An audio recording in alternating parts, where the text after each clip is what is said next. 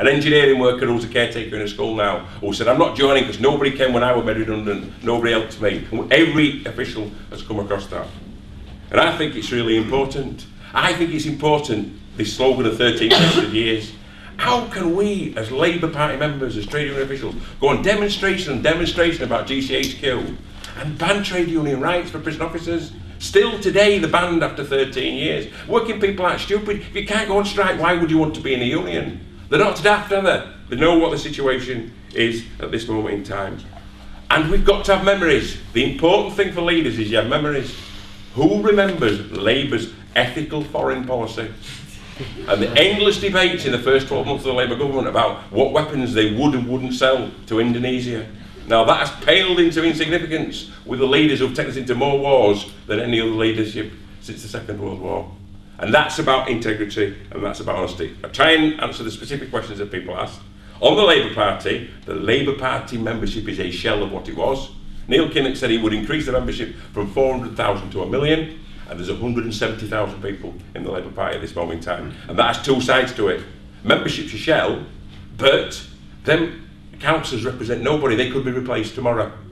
You know, they're not nasty people in and of itself. They've done the job for too long. They've become glorified social workers, talking to people who want council houses or want waiting restrictions or want a parking place. Instead of being real people as they were in the 70s, 80s, doing important things with budgets and having them, because people's emasculated them, haven't they? The governments have emasculated local government, particularly after what happened in Liverpool. I think an average worker's wage would be somewhere between 25 to 30,000 for a full-time worker at this moment in time. But I think it can be a tenuous debate because of the wide range of salaries there will be in the public sector. I think you'd have to sit down after the election and work out what the situation is. You'd have to democratically have a group of people who said, not me, who would have to say, we think this is an average worker's wage, and if the union insists on paying you that, well, you donate it to this, and they decide who they donate that strike money to. The wage shouldn't come from me. The General Secretary should get living expenses and the wage, an ordinary decent wage that they're on at this moment in time. On the affiliation to the Labour Party, I made it perfectly clear all the way through the nomination period that my view was really clear. Everything in the union can be debated. Everything, including affiliation to the Labour Party. I've always agreed with one fund. It's stupid having two funds. The members don't know what it means. They haven't a clue what having two funds means. The members assume everybody's affiliated to the Labour Party anyway, whether they like it or not. And we should have one fund, we should have a special conference to discuss whether we're affiliated to the Labour Party or not, and we should ballot the members on that. Absolutely unequivocal. And I think we had a false debate about when we came to nomination. I made it really clear that I was standing in this election, and if I didn't get the majority of nominations against Roger Bannister, I would withdraw from the election. I publicly stated that in a lot of places, and I stuck by that.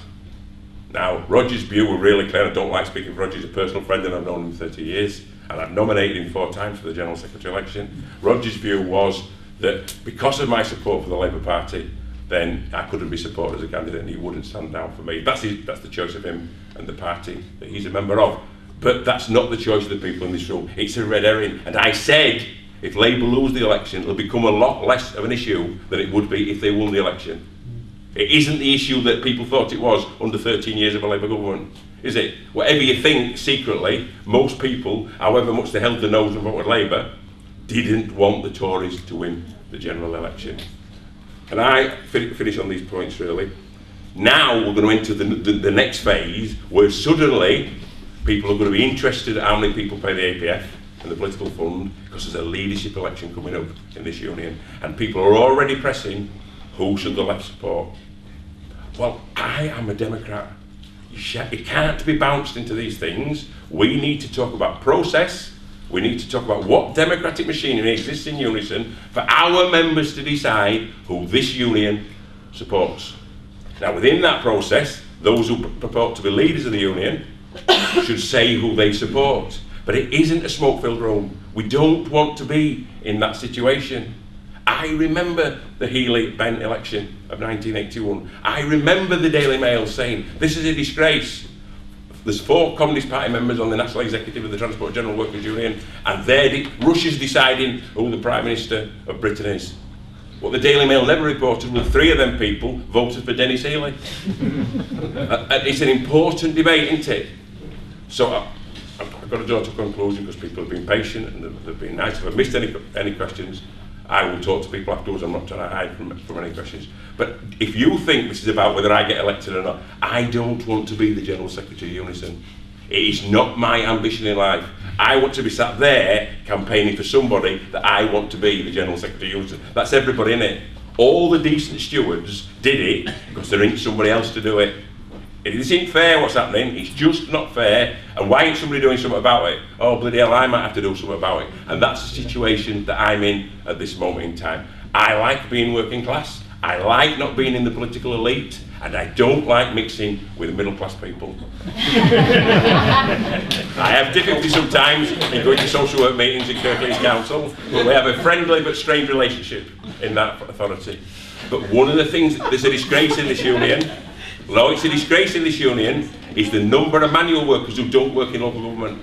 The number of local authorities where they were murdered in the 1980s, particularly in the south of England, where manual workers we have 4,500 manual workers working for Kirklees Council in the trade union, and that's what we should all aspire to. And I'm not telling people what to do, brothers and sisters in other branches, but I'd want to be saying to Camden Labour Council, are we returning blue-collar jobs to local government? Because where else does a cleaner get a pension? Where else does a cleaner get decent holidays and decent sick pay? Let's talk about these things. So I urge you to support. There's two things you've got to do before you go tonight. You've got to make a donation. There's some appeal forms here, people want to make a donation. But you've got to go out and leaflet. You forget where Unison members work. I sat down yesterday and thought, in a week, how many Unison members do I go past? Not in my workplace, not in Kirklees, because I live in Wakefield. And there's the library, there's the swimming pool, there's the benefits office, there's the hospital, there's the education, the FE, there's where you can pick your kids up from school. Unison members are everywhere. You should have 100, 150 leaflets with you all the time. People want to talk politics, don't they? They want to talk politics. And that's what we've got to put on the agenda, proper politics. Cheers.